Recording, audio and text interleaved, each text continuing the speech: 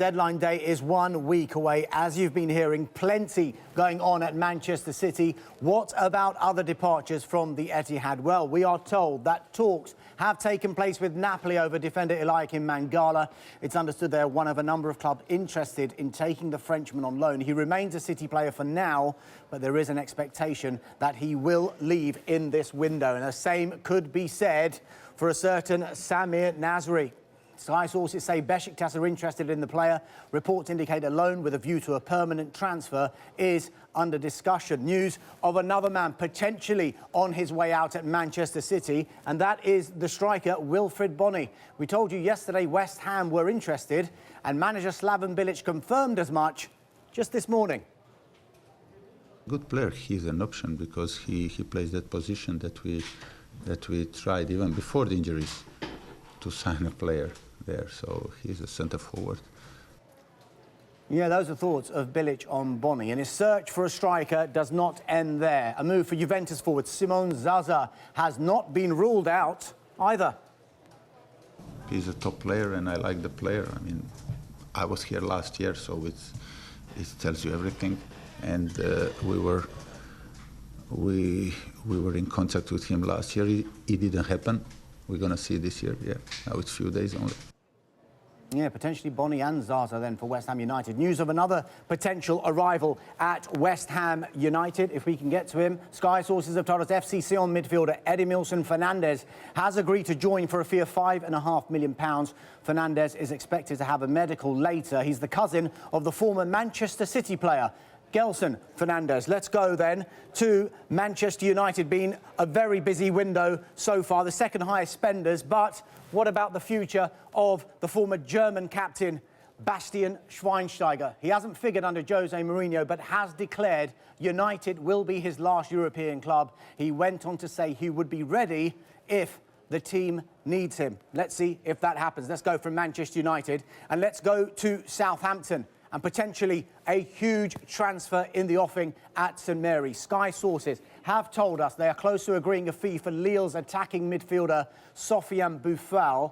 The money being discussed is in excess of £20 million.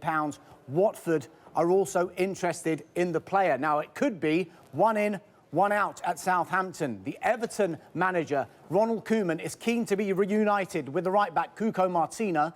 Sky sources have told us the fee involved is around £2.5 million.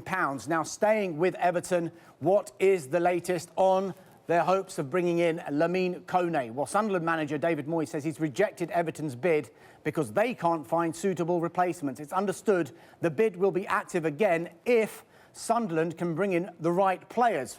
Well, talking of the right players, I'm told that they are interested in the Barnsley centre-half Alfie Mawson. It is our understanding that Mawson is keen on a move to the Premier League. There are, though, other clubs interested in the player. Another line to bring you from Sunderland, and Sky sources are telling us that they are closing in on the Atletico Madrid defender Javier Manquillo.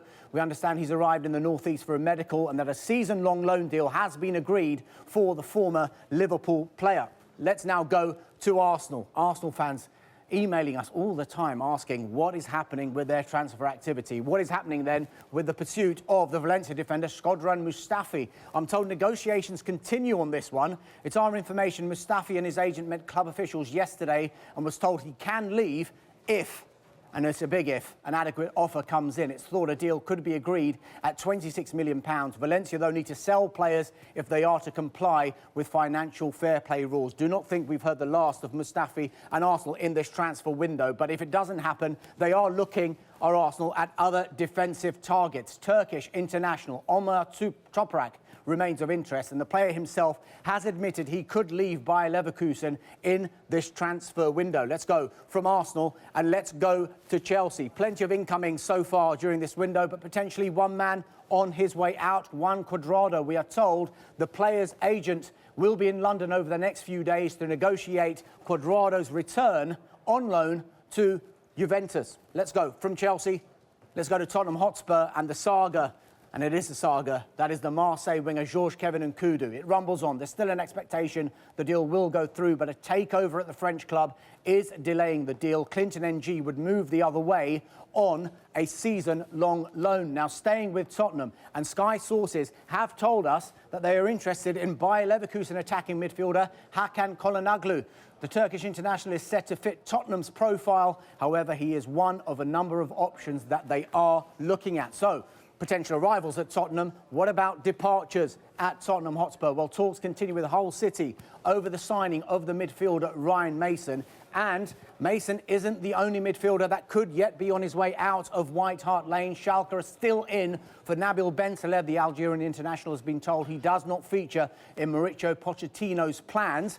And what seems like a mini exodus at White Hart Lane continues. The American defender Deandre Yedlin has joined Newcastle United. He made one appearance for Tottenham in 2 years and spent last season on loan at Sunderland. Yedlin has signed a 5-year contract. Now staying with Newcastle, and confirmation that Daryl Janmaat has completed his move to Watford. The Dutch defender has signed a 4-year contract and the fee is understood to be £7 million.